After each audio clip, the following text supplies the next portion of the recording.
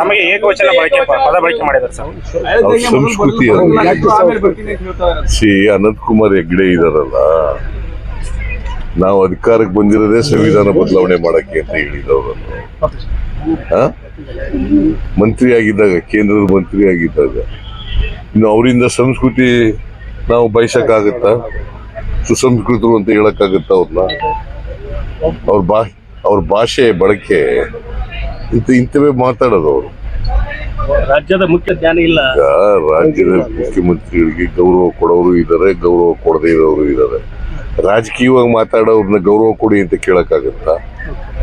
ಅವರು ರಾಜಕೀಯವಾಗಿ ಅಶ್ಲೀಲ ಪದಗಳು ಬಳಸಿದ್ರೆ ಅವರ ಘನತೆಗೆ ಕುಂದು ಬರ್ತದೆ ಅಷ್ಟೇ. ನನಗೇನಾಗಲ್ಲ. ಅವರು ಮಾಜಿ ಕೇಂದ್ರದ ಮಂತ್ರಿ ಆಗಿದ್ದವರು.